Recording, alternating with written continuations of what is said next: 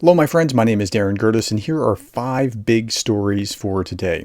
This morning in the Daily Brief, I was talking about Zelensky talking about the ratio of 6-to-1 Russian to Ukrainian deaths recently, and it was 4-to-1 before that, but it's more concentrated right now, especially around Kharkiv.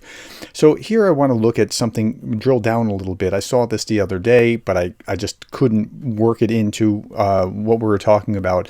So 4,327 Russian officers killed in Ukraine. Now that's really interesting because the officers don't lead in the front. They just kind of send troops up there. So they're largely getting hit further back, especially the higher that they go. 1 lieutenant general, that's a 2-star general, 1 major general, and that's not to include all those generals that have been taken off the battlefield just because of corruption and internal investigations and other turnover.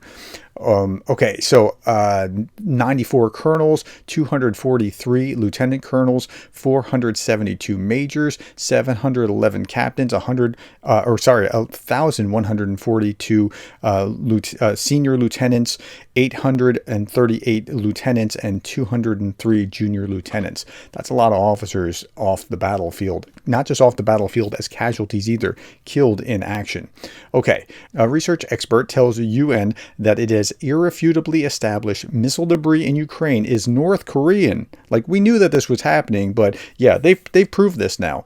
So the head of a research organization that has been tracing weapons used in attacks in Ukraine since 2018 told the United Nations Security Council on Friday that it had irrefutably established that ballistic missile remnants found in Ukraine came from North Korea. Well, I'm sure that's a very specialized field. How did they do that? He said the organization documented the missile's rocket motor, its tail section, almost 300 components manufactured by 26 companies from 8 countries and territories, and it determined that the missile was either a KN-23 or KN-24 manufactured in 2023 in the DPRK. The organization reached its conclusion based on the missile's unique characteristics: its diameter, distinct jet vane actuators that direct the missile's thrust and trajectory, the pattern around the igniter, the presence of Korean characters, that's kind of a giveaway there, on some rocket components, and other marks and components dating back to 2023. Okay, the meeting followed Russia's March 28th veto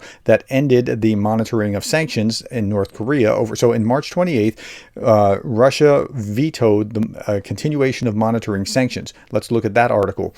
Russian veto, this was back a few months ago, brings an end to the UN panel that monitors North Korea nuclear sanctions.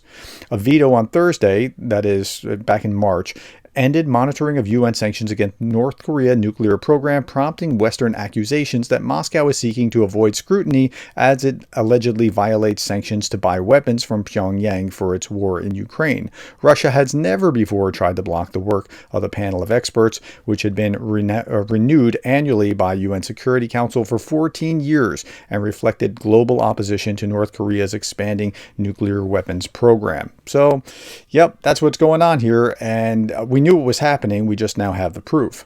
Okay. Turkey, Bulgaria, big story number 3. Turkey, Bulgaria, and Romania have started demining operations in the Black Sea. They seek to increase the safety of shipping, in particular for Ukrainian grain exports. And if we look at the actual article here, we find that Turkey, Romania, Bulgaria on July 1st started joint demining operations in the Black Sea in order to ensure the safe grain shipments from Ukraine, according to Bloomberg. Hundreds of mines have been spread throughout the Black Sea since the beginning of Russia's full-scale invasion in February of 2022. Kyiv was forced to set up a new export route in the Black Sea last year after Russia unilaterally terminated the Black Sea grain deal. And that didn't work out so well for Russia. They were now able to, okay, well, if you're going to terminate the Black Sea grain deal, we're coming after your ships.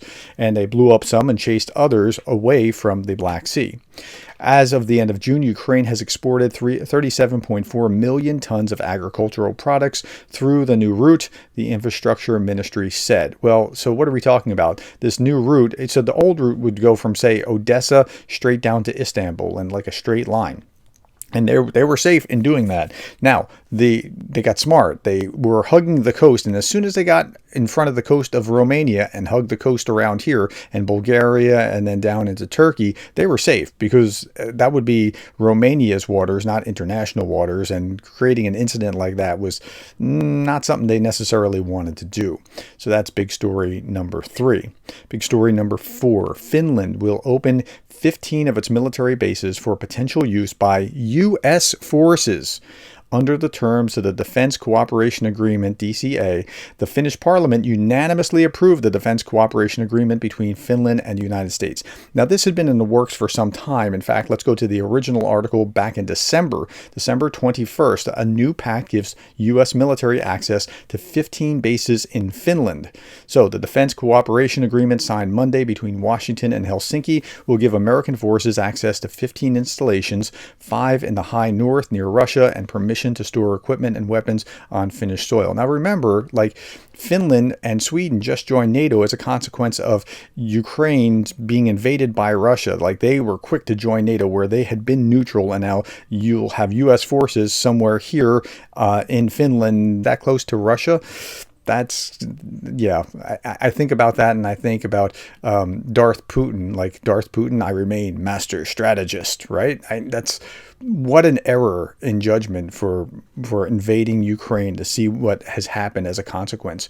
The bilateral agreement with the United States just makes it easier to store agreed upon equipment, allowed for pre-positioning at 4 air bases, 1 naval base, and land force installations at the movement of troops, she said. While it does cover the use of large training areas in the high north, the pact does not cover nuclear weapons, nor does it call for permanent American bases in Finland. But still, master strategist that Putin was, it didn't really work out so well. Okay, big story number 5 and the last one. So this was an RT yesterday talking about how the Biden campaign's future hinges on his wife. Well, okay, so Joe Biden's family expressed unequivocal support for the Democrat to continue running for president. And you find this in CNN. And as you read through the article in CNN, yeah, that's what happened. Joe Biden's family on Sunday encouraged the president to stay in the 2024 race and privately discuss whether top aides should be fired on the heels of Biden's stunningly poor debate performance. Okay, so you're going to fire your aides when clearly his cognitive function is potentially the problem, or at least it is in perspective of the viewers of that debate, his cognitive performance is questionable. But aides are to blame? I don't think that's it. That's missing the point, and this is like putting the blame in the wrong place. Biden family, including First Lady Jill Biden, son Hunter Biden, and their grandchildren, convened at Camp David for a previously scheduled get-together and implored the president to keep fighting. Well, but if you do and you're weakened and you lose, then Trump wins. And if you step aside, it's far more likely that an alternative candidate doesn't have the baggage or of the mental decline kind of thing or whatever that could step in and win. Honestly, I think that Joe Manchin could step in as an independent right now, and he would get he has a real chance. This is the first time that I can think of in my lifetime that an independent candidate. Now I know there was Ross Perot, but that an independent has a real chance of winning an election. Or if not an independent, if Joe Manchin stepped in as a Democrat candidate, he's a moderate, and the far left wouldn't like him as much, but they would like him better than Trump, certainly.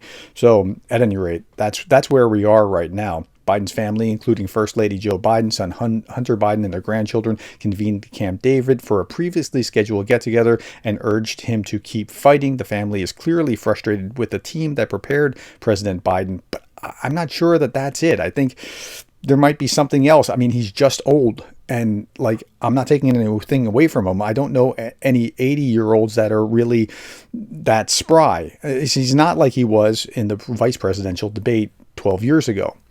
Biden, however, is known for being loyal and protective of his close advisors and does not like to fire aides. As of Sunday, it did not appear that any major staffing changes were looming.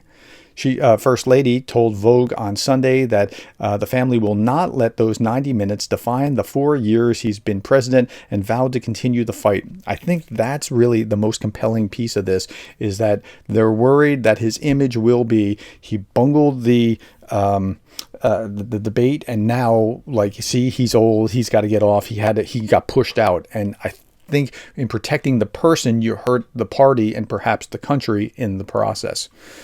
Biden and his campaign are confronting an avalanche of calls for the president to drop out. I can only imagine that there's an avalanche. Jason J. Smart said, President Biden discussed whether any of Biden's top advisors should be fired. Yes, his name is Jake Sullivan. Fire him. Now, this is important. Now, this is a funny meme, ha ha ha, but it's what your average middle-of-the-road, low-information voter would take away. I will beat Donald Reagan this September. You can take that to the post office. Okay, I will beat Donald Trump this November, and you can take that to the bank, but it's that kind of garbling. That's what they're going to walk away from. Just a meme. He didn't say it, but you get the idea. Now, Ukraine support is still there in the United States, 75% as of May 2024, 75% as of June 2023. So it's still strong. And like, when you look at this, though, and does he have the mental and cognitive health to serve as president? Of registered voters, only 27% say yes and 72% say no. But I don't think he's going to step off the stage. Now, on a different note, if he did step off the stage, what would that look like? This is Bill Kristol, the original Never Trumper, saying, will Biden withdrawing create chaos? No, Biden withdraws. The delegates are free agents. Several candidates run. They make their pitches. Polls suggest who'd do well against Trump, and the delegates vote and select a nominee, whom the whole party supports and who defeats Trump. And that is the alternative scenario. But I see people that are in that first stage of grief. They're in denial still. Like, we have a real problem here with Biden, and that could be very bad for the country. And this might be the alternative that can ameliorate that. But okay. Now, on a whole different note, let's go back to the debate of 2012 and compare that to the debate in 2024. And this is not about cognitive. This is about being polite and kind and presidential. And just look at this. This was just fascinating to me, and this is the last thing that we'll see. University of Denver, for your hospitality.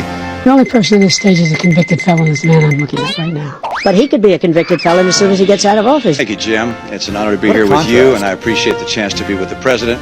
And congratulations to you, Mr. President, on your anniversary. I'm sure this was the most romantic place you could imagine, here with me. So congratulations. Having sex with a porn star on the night while your wife was pregnant, what are you talking about? You're the morals of an alley cat. Give an answer. I didn't have sex with a porn star. Tuition low for our young people. When it comes to our tax code, Governor Romney and I both agree that our corporate tax rate is too high. Jake, both of you know that story has been totally wiped out because he made up the Charlottesville story, and you'll see it. The total initiative. I really don't know what he said at the end of that sentence. I don't think he knows what he said either. On energy, Governor Romney and I, we both agree that we've got to boost American energy production. And by the way, I told you before, I'm happy to play golf if you carry your own bag. Think you can do it? That's the biggest lie. He's a 6 handicap of all. I was an 8 handicap. Yeah. 8. But I had, you know how many... I've seen you swing. I know you swing. Yeah, let's not act like children. President Trump, we're going to 21 Let's not act like children. You are a child. First education. What a contrast between these, being cordial and polite, still making your points, and just bickering like children. Agree. Education is key, particularly the future of our economy. The whole world is blowing up under him. Never heard so much malarkey in my whole life. Kim Jong-un, we sent love letters to, and Putin, etc. Taxation. We agree. We ought to bring the tax rates down, and I do, both for corporations and for individuals. Molesting a woman in public. I wasn't really going to run until I saw the horrible job he did. But unfortunately, it's driven up my numbers and driven them up to a very high level because the people understand it. Let's see what your numbers are when this election is over. Let's see. You're a whiner. I also believe that we've got to look at the energy sources of the future, like wind and solar and biofuels. With the COVID, with dealing with everything we have to do with, look. Do we embrace a new economic patriotism that says America does best when the middle class does best? And I'm looking forward to having that debate. what Trump and Biden were doing the other night, let alone the cognitive issue that we had, was just, I apologize to those of you who are not from the United States who were looking at that going, are you guys okay? Because, wow. All right, that's all that I have for you, my friends. Thank you for the time, the likes, the shares, the subscribes, and thank you for being the kind of person that cares about Ukraine.